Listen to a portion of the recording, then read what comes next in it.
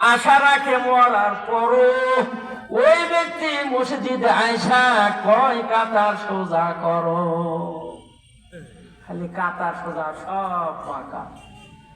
কবরে যাও তখন হবে কি দেখা। বন্ধু আমার, যাকাত দেওয়ার কথা শুনলে গিলে যেজন ঢোক, যাকাত দেওয়ার কথা শুনলে গিলে যেজন ঢোক, দান করিলে ঢোল পিটাইয়া জানাই দেশের লোক। আমি 50,000 টাকা দিয়েছি মসজিদে, আচ্ছা কথা নাকি? না না, এমন কথা বলা যাবে না। যাকাত দেওয়ার কথা শুনলে গেলে যে জন ঢোক, দান করিলে ঢোল পিটাইয়া জানায় দেশের লোক। অধম পাপী ভেবে বলে কিয়ামতের কঠিন কালে লম্বা বুলির কোলা হলে ভয়ে আমি জড়সড়। ওই ব্যক্তি মসজিদে আয়সা কয় লাইন সোজা করো। খালি লাইন সোজা করলে হবে না, আপনার ঈমান আর আমলটাও সোজা করতে হবে। কথা ঠিক কিনা? আসসালাতু ইমাদুদ্দিন, এই নামাজই হলো ধর্মের খুঁটি। খুঁটি যদি হয় না ডাটি, তাহলে 3 তলা দালান ভেঙ্গে পড়ে হয়ে যাবে মাটি। ওই যে রানা প্লাজার মতো। আর কত উদাহরণ দিয়ে শোনায়, আর কত। কি কথা ঠিক কিনা? আহারে, হবে না বন্ধুগণ। আমি আপনাদের হাতে ধরে পায়ে পড়তেছি, খালি মুখে দাঁড়িয়ে রাখলেই হবে না। নামাজ পড়ার জন্য, মসজিদের উন্নয়নের জন্য আমরা সভা করতেছি। এই সভা কিন্তু ছোটখাটো ব্যাপার নয়, এটা হলো আমার আল্লাহ তাআলার কিতাব। কথা ঠিক কিনা? আর এর পাশের অনেক লেখক কিতাব লিখেছে, ওখানে লিখে দেওয়া আছে প্রণীতা, মানে যেই কিতাবটা লিখেছে ওখানে লিখে দেওয়া আছে কি যেন ভট্টাচার্য, কি যেন উমুক তুমুক ইত্যাদি ইত্যাদি। আর এটা এমন একটা গ্রন্থ, এখানে কারো কোনো সন্দেহ পোষণ করার কোনো ক্ষমতা নাই। কি কথা ঠিক কিনা বন্ধুগণ আমার? সেই কথাই বলতেছি। আমাদের সমাজে 6টা কাজ আছে। এই 6টা কাজ করলে আমার আল্লাহ তাআলা বেজার হয়ে যায়। বেজার বুঝুন তো, মনে কি পায়?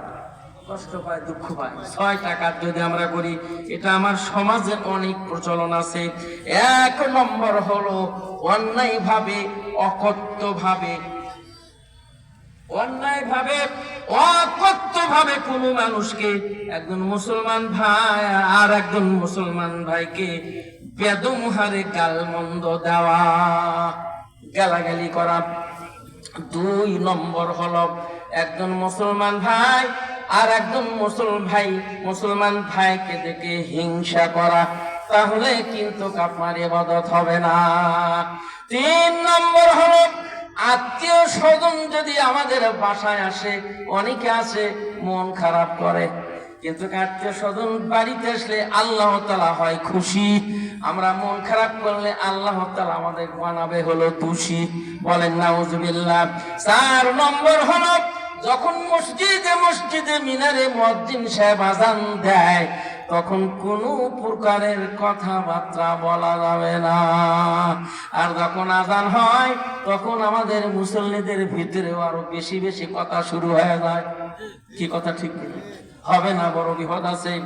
5 নম্বর হলো অনেক মানুষ আছে, এখন আমাদের বর্তমান বাংলাদেশের প্রেক্ষাপটের কথা বলতেছি, মূর্খ কি, শিক্ষিত কি, জ্ঞানী কি, ধনী কি, সবাই প্রত্যেকের সন্তানেদের আছে।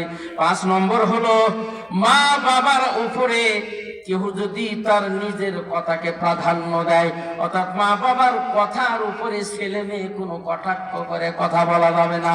বাবা যদি বলে বাবা তুমি এই ব্যবসা করো না, এটা করো, মনে হয় ভালো হবে, তুমি বুড়ো মানুষকে ধরো, চুপ করে ছাড়ো, তোমার কে কথা বলতে বলছে? কি কথা ঠিক কিনা? এইরকম ভাবে কটাক্ষ করে মা বাবার উপরে কোনো কথা বলা যাবে না।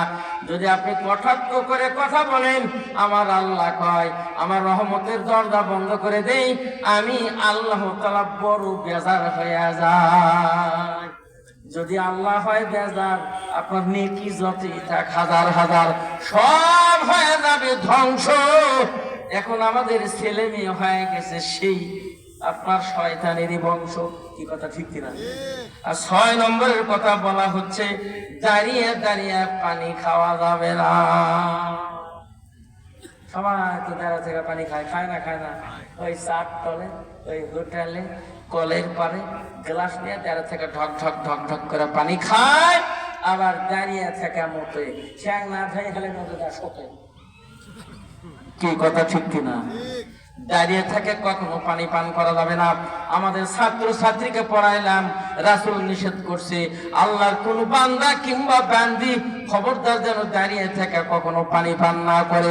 এমন হাদিসের ভিতরে কটাক্ষ করা আছে, কোন ব্যক্তি যদি ভুল ক্রমেও যদি পানি পান করে যায় তাহলে সে যেন তার গলদেশের ভিতরে হাত ঢুকে দিয়ে ওই পানিটাকে বমন করে বাহির করে নিয়ে আসে। তাহলে কত বড় কঠিন কথা। তার মানে দাঁড়িয়ে থেকে কোন প্রকারের পানি পান করা যাবে? দাঁড়িয়ে থেকে পানি যদি আমরা পান করি, আমাদের 2টা কিডনি আছে, ওই 2টা কিডনি হয়ে যাবে নষ্ট। এখন ভারতে যাওয়া ছাড়া এই জীবনটা হয়ে যাবে আমাদের নষ্ট। কি কথা ঠিক কিনা? 2 কিডনি ফেল হয়ে যাবে। আর বাংলাদেশের এমন লোক আছে যদি কোনো দেনা পাওনা হয় রাগ করে বলে কয় লাখ তুই টাকা পাবি, আগামী 3 দিন পর দেবো, গোবিন্দগঞ্জের হাট করি, যদি 3 দিন পর না দিতে পারি আমার কিডনি বেচে তোকে টাকা পরিশোধ করব। তার মানে কিডনি আমার বাপ টানে দিছে, বাড়িতে বসে থাকা বানাই। বলে না এর আমাদের বিরাটের এলাকাতে আছে কিডনির ব্যবসা। 7 লক্ষ 8 লক্ষ 9 লক্ষ 10 লক্ষ কিডনি বিক্রি করে। আমি ভারতে গিয়েছিলাম বিশেষ একটা কারণের জন্য গিয়েছিলাম। ভারতে অনেকগুলি হাসপাতাল ঘুরলাম। ঘুরতে দেখতে পাচ্ছি আমাদের এলাকার কতগুলি লোক আমাকে বলতেছে হুজুর আফ্রিকা। আমি বললাম তোমরা কেন? হুজুর আপনার কি অসুখ? আমি বলে না আমার কোনো অসুখ নাই, আমার ভাল্ব ভালো, আমার কিডনি ভালো, আমার হার্ট ভালো, আমার ব্রেন ভালো, আমার পিত্তথলি ভালো, কোনো সমস্যা নাই। তোমরা কেন? হুজুর আমরা 2 মাস হলে এসেছি, একটা সমস্যা হয়েছে, সেই সমস্যার জন্য। পরে আমি খুঁজলে দেখি এরা কিডনি বিক্রি করার জন্য আসছে। বলেন নাউজুবিল্লাহ। আল্লাহ তাআলা সব জিনিস 2টা করে তৈরি করেছেন, ঠিক কিনা? দেখেন আল্লাহ তাআলা বলে আমার কোনো শরীক নাই, আমি হলো একা। আমার বলতেছে মুহাম্মদ আমার বন্ধু, আমার হলো নবী, আমি আর রাসূল মিলে দুনিয়ার সব কিছু আমরা করে সারি। বলেন সুবহানাল্লাহ। যেখানে আল্লাহ সেখানে রাসূল। আল্লাহ বলবে বিছানা শুনি কুরসি, আর রাসূলের জন্য বরাদ্দ করা হবে মাকামে মাহমুদ। সুবহানাল্লাহ। তার মানে আল্লাহ রাসূল, আসমান আর জমিন, দুজক আর বেহেশত, আলো আর অন্ধকার, চাঁদ আর সূর্য, সব দিনই 2টা করে। দুজক বেহেশত, তারপরে ডান হাত বাম হাত, আমাদের 2খানা চক্ষু, 2খানা নাক, 2খানা কান। যদি একটা দেয়া হতো তাহলে একটাই আল্লাহ তাআলা দিত। আমাদের দেহের ভিতরে এমন অসংখ্য রগ আছে, হাজার হাজার কিলোমিটার পর্যন্ত। আপনার দেহের ভিতরে যদি কোনো সমস্যা হয়, আপনার দেহের ভিতরে এমন কোন জায়গা আছে সেখানে হাজার হাজার কিলোমিটার রগ আছে। যারা হলো অপারেশন করে ওখান থেকে রগ কেটে নেয়, তারপরে সেখানকার সংযোগ দিয়ে দেয়। বলেন আলহামদুলিল্লাহ। আল্লাহ তাআলা কিডনি নামক 2টা জিনিস তৈরি করেছেন, ঠিক কিনা? আমাদের মাথার ভিতরে মগজ আছে, ওই মগজের ভিতরে 2খানা ভাগ। সব জিনিস আল্লাহ তাআলা 2টা করলো। আর তুমি বলতেছো একটা দিয়ে তো চলে, একটা আমি 7 লক্ষ টাকা বিক্রি করব। তার মানে কিডনি ও নিজে বাড়িতে বানায় আমদানি করছে। বলেন নাউজুবিল্লাহ। কোন কথা? আল্লাহর একটা হাত একটা পাশ। আমরা ছাত্র ছাত্রীকে পড়ালাম, আমরা মানুষের ভাগ্য আছে খৈরিহি ওয়া শাররিহি মিনাল্লাহি তাআলা। আমাদের ভাগ্য তকদির ভালো আর মন্দ সেটা হলো আমার আল্লাহ তাআলার জন্যই হয়। মানুষের তকদির হলো 2 প্রকার, একটা হলো মুবরাম আর একটা হলো মুআল্লাক। মুবরাম মানে স্থায়ী, যেটা কখনো আর কখনো পাওয়া যাবে না, সরবরাহ করলে হবে না। আর মুআল্লাক মানে হলো ঝুলন্ত, এটা লক কেন থাকে? এটা দোয়ার কারণে এই ঝুলন্ত জিনিস কম্মার আল্লাহ তাআলা করে দেয়। বলেন সুবহানাল্লাহ। আত-তাকদিরু লা ইয়ারুদ্দু ইল্লা বিদ-দুআ। মানুষের ভাগ্য কখনো পরিবর্তন হয় না, তবে দোয়ার দ্বারা পরিবর্তন হয়। বন্ধুগণ আমার, এই মুআল্লাক যেই তাকদীর সেটা হলো কেমন? আমরা মানুষের কাছে দোয়া চাই না চাই না? চাচা আমি পরীক্ষা দিতে যাচ্ছি, এসএসসি পরীক্ষা, আমার জন্য দোয়া করবেন। আমি একটা ব্যবসা করতে যাচ্ছি, আমার জন্য দোয়া করবেন। এই যে দোয়া করে, সবাই দোয়া করি, বাবা ভালোভাবে পরীক্ষা দাও, আল্লাহ তোমার ভাগ্য উন্নতি করুক, দেশের দশের মন জয় করার তৌফিক দান করুক, আমিন। নারায়ে তাকবীর।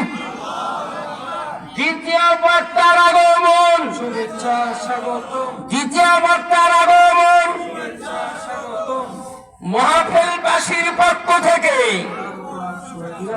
মুসলমানের সাউন্ড এত তাড়াতাড়ি যদি হয় ডাউন, তাহলে কবরের ভিতরে খুশাইতে করবি যাউন। এটা কোন কথা? এখন খালি ভোট হোক না কে, যাবে গেছে, ভোট না দিলে উঠে গেছে, আর আপনারা চুপ করে বসে আছে না। যাক, আমার সময় শেষ। মানে